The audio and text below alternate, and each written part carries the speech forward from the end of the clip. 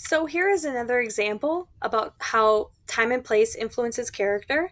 So we have Elle from the show Stranger Things from Netflix, and during the time we do know that it's 1980s, and during the time there the controversial issue were the secret experiments that were taking place on the children of America, and it also took place in a small fictional town called Hawkins, Indiana.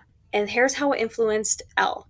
So first of all, with her dialogue, we know because she was raised in a lab and she did not know how to speak at all. So she had to like learn how to speak from listening to other people, and also how to think. It came from other people. Also, her actions were this: because she was a victim of the secret experiments, she escapes from the lab that held her for most of her life, and she also can move things with her mind. So those were two things that were influenced by her setting. Also, her thoughts. She eventually begins to think about the safety of others when she realizes they're all in danger. When the doctor and the other secret lab police were trying to come after her because she escaped. Also, her feelings.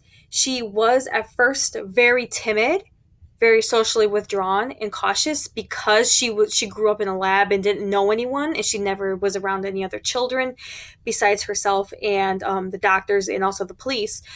But she eventually becomes loyal once she sees when she becomes friends with Will and everybody else in the town of Hawkins, Indiana. And so, in conclusion, okay, let me move myself out of the way here. So, in conclusion, just as a reminder, as you're reading each short story this week, I want you to ask yourself, how does the setting, the time and place, influence what the character says to other characters? How does the setting, time and place, influence how the character acts or what he or she does? How does the setting, the time and place, influence what the character thinks? How does the setting, the time and place, influence how the character feels?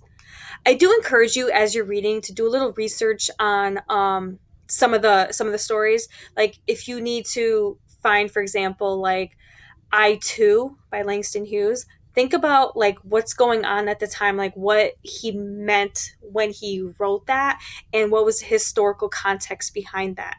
And that's like just a little hint to help you out. And think about how that influenced him as a speaker to produce that piece of work. Okay, how did that produce how we thought about what was going on at the time? How did he use what was happening at the time to influence what he felt or what he says or what he did? Okay, so thank you. And if you need me, my email is mdema at instructor.post.edu. Thank you.